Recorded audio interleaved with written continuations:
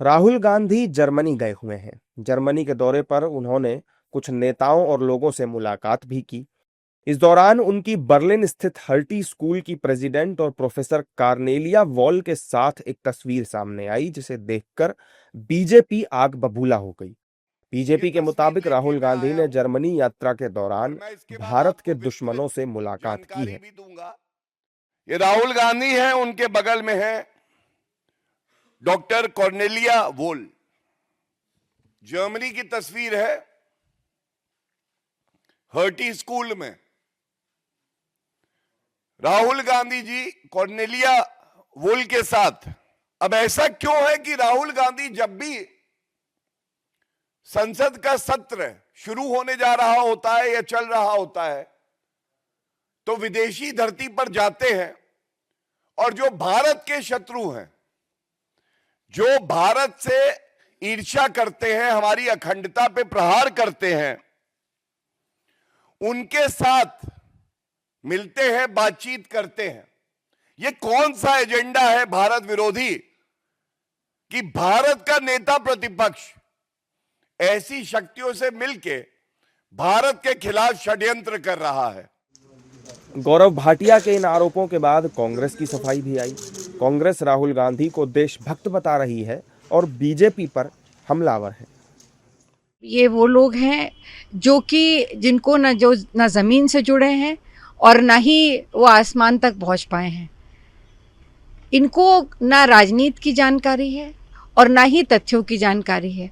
और तीसरी बात, सबसे महत्वपूर्ण, राहुल गांधी की देशभक्ति, भारत माँ के प्रति उनका समर्पण, देश के प्रति उनका समर्पण, जिसके परिवार ने अपना सब कुछ इस देश को दे दिया हो, और संपत्ति तो छोड़ दीजिए, अपनी जान तक जिसके पिता और दादी ने दी हो, उसका प्रमाण सर्टिफिकेट राजभक्ति का हमें किसी ऐसे सामान्य व्यक्ति से लेने की आवश्यकता नहीं है। भाटिया पगला हुआ है, भाटिया को दिमाग नहीं है, क्योंकि राहुल गांधी के खून में हिंदुस्तान का डीएनए, नहीं बोलना हिंदुस्तान का अवमान होता है।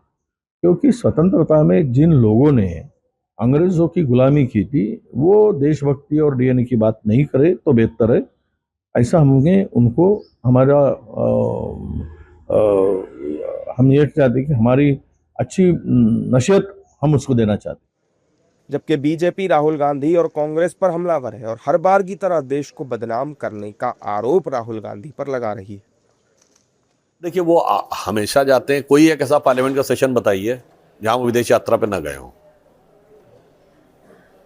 After every session there is a foreign mission. और जब बाहर जाते हैं उसके बाद आके यहाँ कोई सो कॉल्ड हाइड्रोजन बम फोड़ते हैं, जिसमें हाइड्रोजन बम कम, हाइड्रोजन गैस ज़्यादा नजर आती है। तो मुझे लगता है कि राहुल गांधी से पूछा गया था, कांग्रेस पार्टी ने कहा था वो कांग्रेस पार्टी के संगठन को मजबूत करने के लिए विदेश गए। पहले तो बड़ा बुद्धिमान व्यक्ति नहीं समझ पाएगा जर्मनी में जाकर कांग्रेस को कौन सी मजबूती देने वाले थे।